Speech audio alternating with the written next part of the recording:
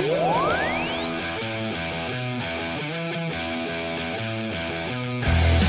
Channelside Drive, where Lord Stanley Cup rests. Time ticks down! The Lightning win the Stanley Cup! Travel across the bridge to St. Pete to find our American League champs. And the Tampa Bay Rays have just won the American League pennant. And get ready to fire the cannons.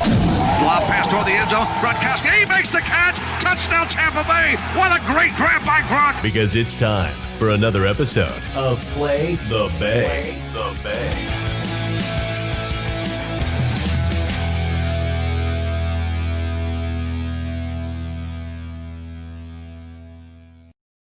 And welcome everybody to another episode of Play the Bay. I'm one of your hosts, Evan, aka El Bushman. Alongside me, as always, is Chip. What's going on, buddy? Woohoo! Recovering from the nice holiday festive golf outing today. I got a little color, a little red, a little rose in the cheeks here. It's looking good. Like it? You look a little red, like not Frosty the Snowman. That's so stupid. Why did I even say that? Red like your hat. You like that? I don't know. Anyway. I like that. So we usually have Kaylee Tchaikovsky. She is one of our the third host on the show, but guest hosting tonight with us is Christina, Tampa Bay Sports Bay herself. How are you, Christina? Thanks for joining us on the show tonight. Good. I'm doing good, guys. Thanks for having me on the show. Well, you're very welcome. Hope the week has been treating you well, just like the Bucks have this past Sunday. We'll get into that a little bit later. But joining us first off, she is the host of Sports Grid, which you can catch on Sirius XM Radio channel 204 on a 24/7 basis. Please welcome to the show, Ariel Epstein. Ariel, thanks for coming on the show with us. How are you? Hey guys, how are you? Thank you for having me on. I'm excited to be here. About to go on air on Sports Grid at 9 p.m. Eastern time. We do a live betting show. However, I had to jump on because you guys are awesome. Well, thank you very much. We appreciate that. So I want to kind of jump into it with you.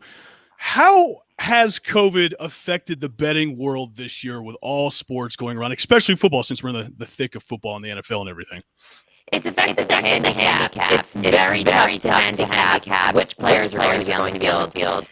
From a sharp betting perspective, so many of these sharp bettors bet on Sunday the week before. If you're going to week 16, half of these sharps already have placed for the upcoming game. That's how those lines move. However, I've heard from so many sharp businesses we have on our show who've been doing this for so many years, 30 years out in Las Vegas. A lot of them bet very early anymore because at the last minute, Dallas Cowboys running back Elliott's out for the game on Monday. No reason why. However, that wasn't related. We've seen it with Brian and the Ravens. There are times where these players just positive or it's an incomplete test.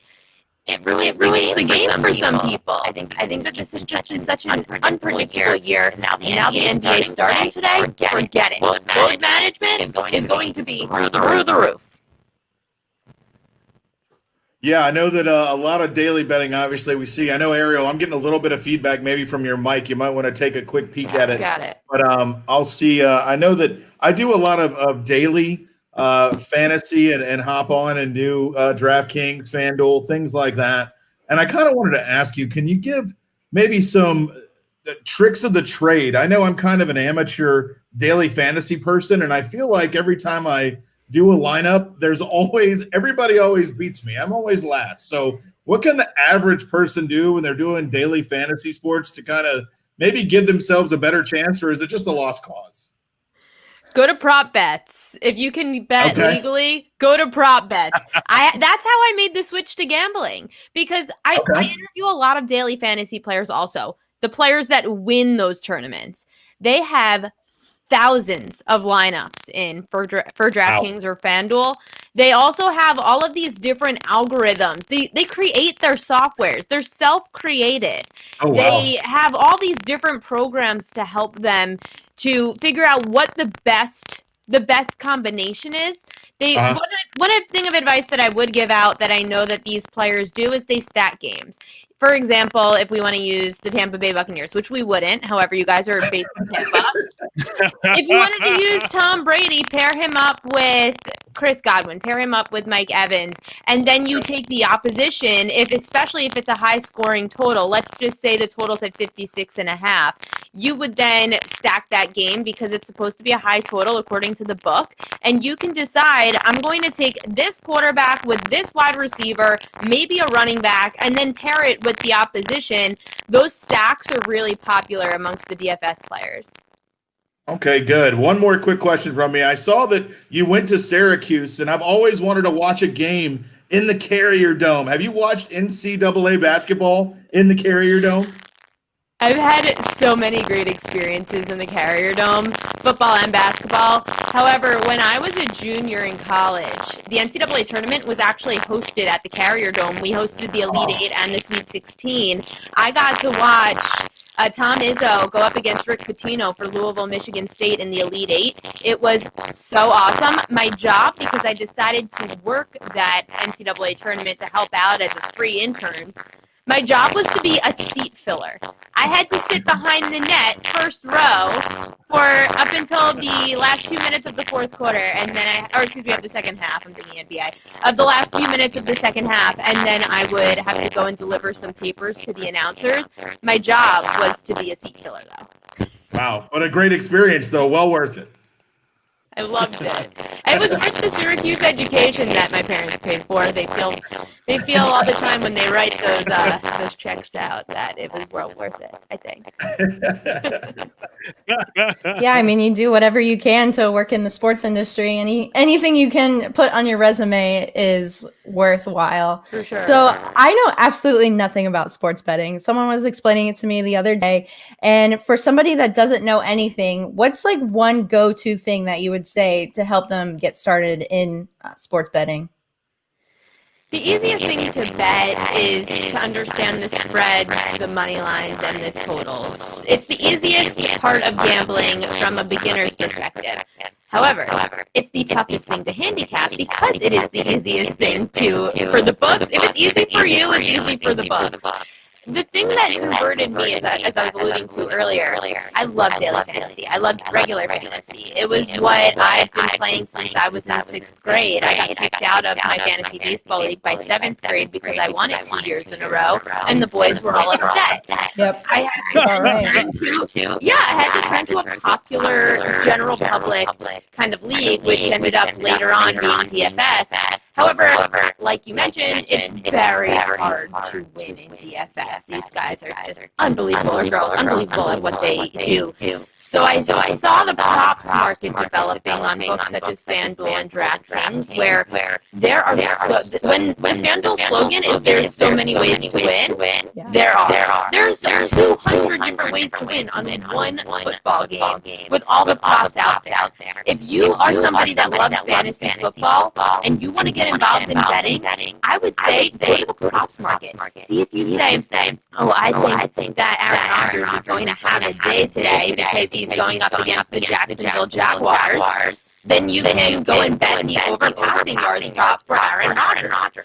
I think that you can find value in the props market. It's been confirmed by some of the sharpest bettors in Vegas, Bill Kraftenberger being one of them. He said he's been demolishing the props market this year. However, from a beginner's perspective, if you want to learn gambling, then spreads, totals, money lines, that's the basics of gambling.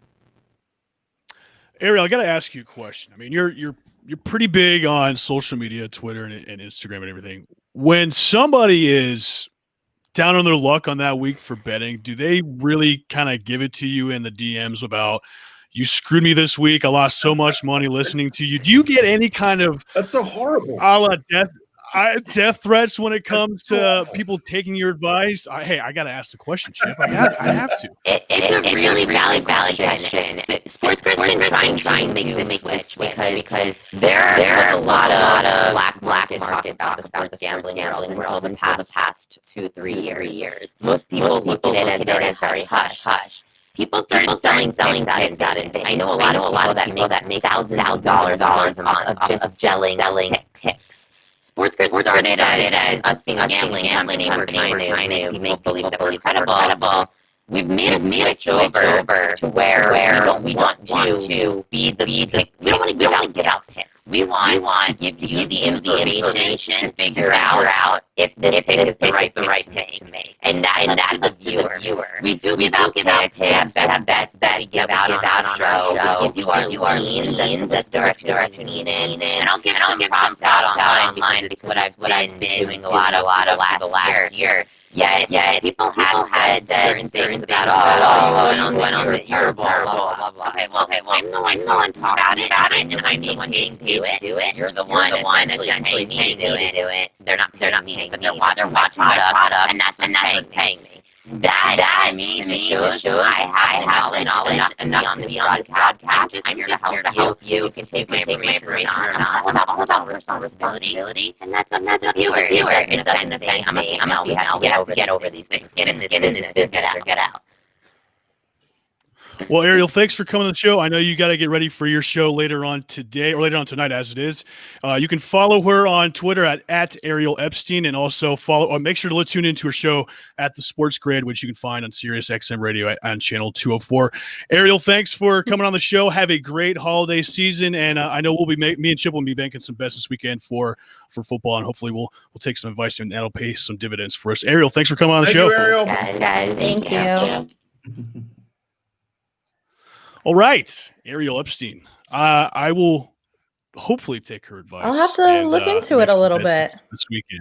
Yeah, 2 years in a row she won a fantasy football league, fantasy baseball league. In sixth grade. I think she said that's amazing. Yes. Baseball. That's not amazing. I've done one of those. That's drafts, and that's like 26 rounds. I don't think I could do fantasy baseball ever in my life. That's like a full-time job. Yeah. Listen, I did it 1 year. And it's definitely a grind because you have to set your pitching rotations how they are in real time. And it's like, okay, this is taking away from fantasy football. This is taking away from actually me watching the games. I won it, but it was just like, I can't deal with that, man. Like everybody knows baseball's a marathon. And when it comes to fantasy baseball itself, it's like 10 times worse than that. So I would say if you're going to do it, go in and commit to it. But if not, maybe you do a half season.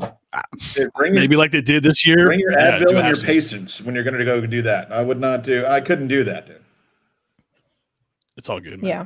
Well, thanks for Ariel for coming on the show. Of course, this is Play the Bay, which you can find on the Believe Podcasting Network. Of course, you can go on to Believe Podcasting Network to find us there. Also, Spotify and iTunes. And make sure for this Christmas, you go on to geology.com and use your caffeine promo code to get 30% off. You get a nice glow like Chip and I do. You'll get your first skincare regimen for 30% off if you go to geology.com and use the promo code caffeine. Let's get into it. This is the reason why we're here. The Tampa Bay Buccaneers are 9-5. 9-5. Another comeback behind victory against your Atlanta Falcons. Yeah. But this time he's with another team. Tom Brady does it again. I want to go through this game. Christina, I want to get your thoughts on this first. What did you think the Bucs did really well, to really come back and win this game? What did they do well, and what did they do really horrible that you thought that if they're going to be going into the playoffs, they need to fix ASAP? Right. So first half team was not a playoff team. I mean, everybody saw it. I was watching the game and wanted to rip my hair out the entire time. I was like, the Bucs cannot go into the playoffs playing like this that they did in the first half. And, I was a little nervous, just a little nervous. I know we have Tom Brady and that majority of the season, they have been slow in the first half, but I was hoping that, against the Atlanta Falcons, that they would, be a little bit better because the Falcons aren't that great of a team. But they pulled it off in the second half, and it was a dramatic change, completely day and night, two different teams, honestly.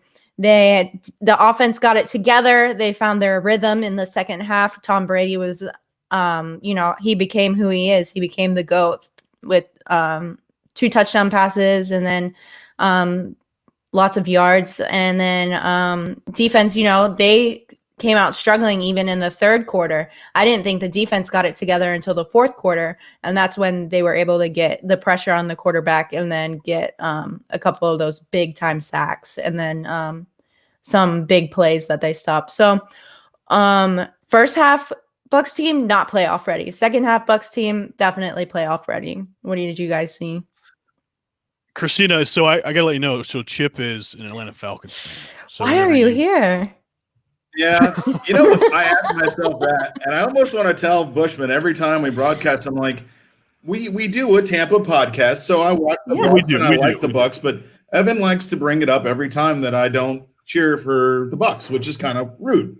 So we're gonna put. It's rude that you don't cheer for the Bucs. I cheer for the Bucs. Oh, you do. Only when they're not playing. Yeah, only I do. When they're and we're a Tampa podcast, so all of our viewers, everybody, I watch Tampa. I cheer for them. I don't just do Atlanta sports. So everybody, stay with your brother Chip. It's okay. Chip, we watched this game in the first half together, referees, when we were up there on Sunday. Is this like the MO for them? Like every single game now is they start off slow and then in the second half they turn and burn and then they win the game. But like if you're trying to do this, especially against lower tier teams like the Falcons are, and you're going against the Lions this week, and then you got the Falcons again, a team like the Bucs who's probably going to go to the playoffs, hopefully, if you're going to be playing better teams, you can't start off slow like that, because then you dig yourself a hole. I mean, they were in a hole with the Atlanta Falcons. They were in a hole with the Kansas City Chiefs. They couldn't get out of that. Is this become their MO now? It's like, okay, first half we stink, and then second half we're going to turn it up. Well, I mean, you can't spot teams 17 points. I mean, you can't do that. So a playoff team, and Christina hit the nail on the head. In the playoffs, you're not. I mean, why put yourself in those type of situations? You're asking way too much of your defense when you do that. Now, going back out, the Bucs, and we said it was even the first couple of plays, or just like the previous game, they came out and they lit it up. I think it was the first drive after halftime. That was kind of when we left. I think it was a 2 or 3 minute drive, and they went right down and scored. So that's the team that we need. So take the halftime pep talk that you're getting, and let's move it to the pregame talk. So when you come out in the first quarter, you're ready to go. But I think we all agree, obviously, that you can't be a playoff team that starts slow and looks for it takes a half to get everything together. That's just it's not going to work. So for the next couple of weeks, I mean, what does this team really need to work on, though? I mean, obviously sticking to the game plan, which they need to flip the script. Like, start off like you did in the second half, and let's do it in the first half and the second half. I mean, the defense struggled again, especially the secondary. Calvin Ridley had a great day against the Bucs secondary. If I'm a playoff team, which I'm supposed to be, like, and you're now just finding your identity, if they're just finding it now, Bruce Arians said we can do any damn thing we want to. We talked about this last show with Jason. Yeah. You're going in the season way too late with this whole identity thing. This should have been figured out, probably by week 4, is finding who you are as a team. I just going into the playoff, it concerns me a lot. It still does. And now we're going into week 16 now? Yeah. It just concerns me so much that they can't find this identity that they solely want to capture. It's like, okay, their identity now is we start off slow and we dig ourselves a hole, and then we want to make this miraculous comeback and win games. You can't do that going to the playoffs, especially if you're a 5th or 6th seed. You can't do that. Christina, what do you think the Bucs need to do to fix this, slow starts in the second half? I mean, you can do pep talks all day. Like, anybody can do that to a team. But what does the Bucs really need to do? It really comes down to fundamentals for the team. Honestly, they aren't starting off strong, and I think it just really comes down to fundamentals. They have to play solid football like they're used to doing, like they know how to do, because they do that after second half. I don't think it has anything to do with a pep talk. It's just something that, comes naturally to them. So when they come back from the second half, they're a winning team. But you can't go up against the big guys like the Chiefs or the Seahawks, or maybe even the Steelers, if they're real or not, who knows, if in second half. So you can't go down that many points and be prepared to win. So they definitely have a lot of problems, and if they plan on moving forward into the playoffs. The Bucs can clinch this week if they win, and then if the Vikings and the Vikings win and the Vikings and Bears tie this week, that's how they can make the playoffs this week. Is that right, Chip? I believe so. We'll have to look at the seeding. I know some of it might have changed a little bit, but Christina also said something really funny, and the only thing that scares me about the Buccaneers is that you have teams that are so much more, I think a little bit more together. Prepared, yeah. Even though the Steelers, they have great defensive talent, but they're falling apart at the seams. Like, they have no idea. Any playoff team right now is begging. Any of the lower seeds is begging to get the Steelers so they can pounce on them.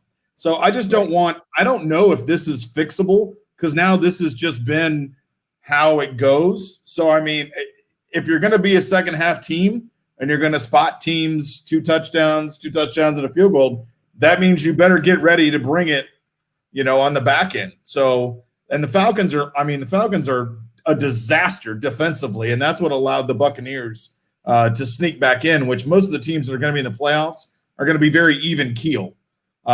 So it'll be interesting to see, but you can't do that in the playoffs. That just won't work.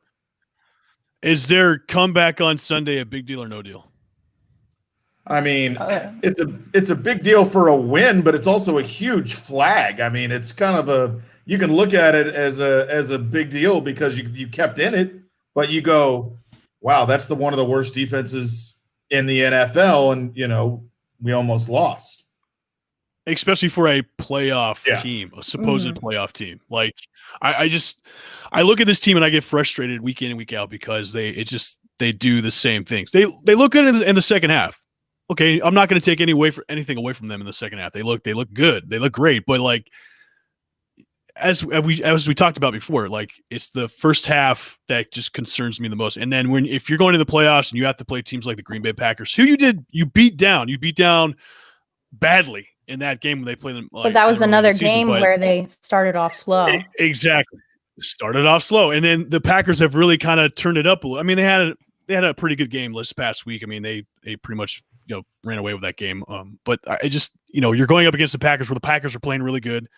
The Saints against the Chiefs, they look good. They had a nice little comeback. I think another week and Drew Brees will be back to health. So you're going up against a Saints team that's fully healthy. Yeah. You got to go play Seattle. You got to play those teams that are good in the playoffs. Like, we know about the Seattle Seahawks, who, when they get into the playoffs, they turn and burn, man. They can go all the way to the Super Bowl with that team, especially with the Packers. When Aaron Rodgers gets hot, the team is all the way. And then, of course, the Saints, who are always getting screwed by the referees each and every time they try to get to the Super Bowl. So if I was the Bucks, I mean, do you guys really think they're playoff ready? No. Christina, do you think they're I know, Chip, I know you don't think they're ready. Christina, do you think they're playoff ready? Not with the performance that they had on Sunday, no. Okay. So as of right now, we all think the performance that they had, No, I don't think I think they could scrape by a first round win depending on who they play. And then after that, it would just be a disaster. But I'm really looking to this. I was looking to this Falcons game initially for them to be like, this is the time we play the full 60 minutes of football, because they haven't in any game that I've seen so far this season. Yeah. They didn't do it this game, so I'm hoping they do it for the Lions game. And if they don't do it, then it's just more and more trouble. Like you said, Chip, like it's just more and more flags, like red flags out there. They shouldn't struggle against the Lions. The Lions are just a bad team. They have no Matthew Stafford, who's done for the rest of the season. And then you got the Falcons, who could play, spoiler yet again. I mean, if the Bucs win this week, good. They're in the playoffs. You can coast by. The last game, probably wouldn't matter. It'd be nice to go 11-5. That would be fantastic. And the Bucs would, they win this week. Bucs make the playoffs since 2008. That's been a long time. 12 years, man. That's more than 12 years. No, that's 12 years. Dude, that's a hot minute. It is a hot minute since the Bucs reached the playoff. I'll be celebrating, and I want to put up some highlights from that game. That first scoring drive. Yeah. Tom Brady. There we go. Mike Evans. Well, almost getting in there, but that's at the 1 yard line. But I mean, this is all second half stuff, which they look complete. Chip. I mean, this is a team. If they played like this every single game, I wouldn't have any concerns about them going forward into the playoffs. I don't. Like, it's just the constant struggle each and every week about the first half issues that they go into this game. It's like they don't prepare for that first half, but when we go into halftime and whoever makes that speech, we're good to go the rest of the game. I just want to know why they can't get off started fast in each of these games, like especially against teams that are lower tiered, and they should be beating down like a lot more than what they should be instead of giving up a lot of points to these teams. You know what I mean? Yeah, I mean, I think the problem is, and one of the things we saw is that it's almost like they have to get punched in the face and almost get knocked down before they respond. Like Matt Ryan went for 356 and 3 touchdowns, no interceptions. I mean, and Matt Ryan's a good quarterback. So I mean, if you go and you're going to face other teams who have as good of weapons, that was the Falcons team without Julio Jones. So usually they play worse when Julio's not there. So I hadn't seen Matt Ryan like play like that in a very long time. He had a terrible game the week before that, and then he comes out gunslinging. It was. I wish he would have done that the week before in playoffs for me in fantasy, because I started him and he did terrible. And then now he comes out this week throwing multiple touchdowns and having a huge game. Yeah. So hopefully they get it done this week against the Lions and then get it done against the Falcons again to end the season, hopefully at 11-5 going into the playoffs. So Josh Rosen was signed by the San Francisco 49ers today from the Buccaneers practice squad. I really thought he was going to be the successor to Tom Brady. Question for you two. What should the Bucs do to planning on having somebody be the successor of Tom Brady? Probably not going to be Blaine Gabbert. Probably not going to be Ryan Griffin III.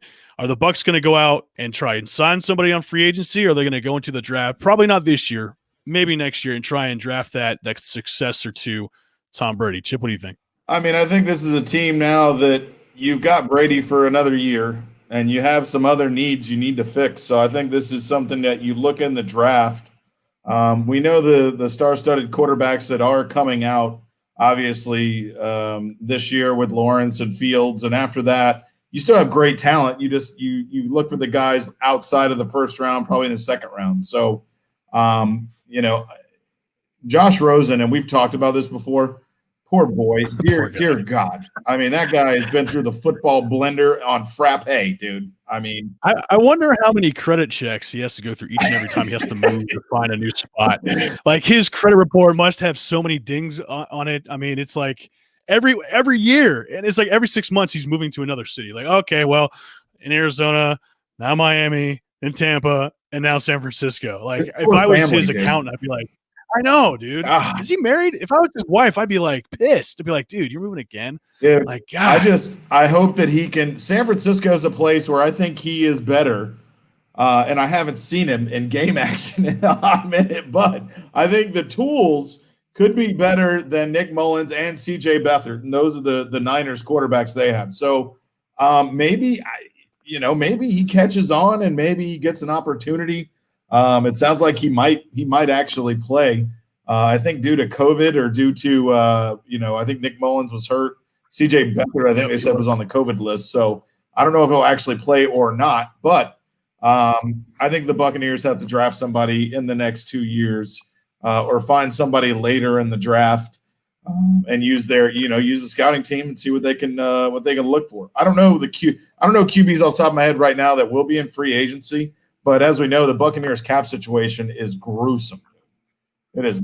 I know we talked about that last week on the show. Like so much money that's up against the fence. I mean, you could wait a couple of years and maybe get a guy like Aaron Rodgers if he decides to leave Green Bay, which I think might happen. I'm just saying. Or we have to figure out the coaching situation, offensive coordinator. If BA stays, or does he move on, or what's the Byron Leftwich? Does he get a head coaching offer? Maybe not. I wouldn't think so.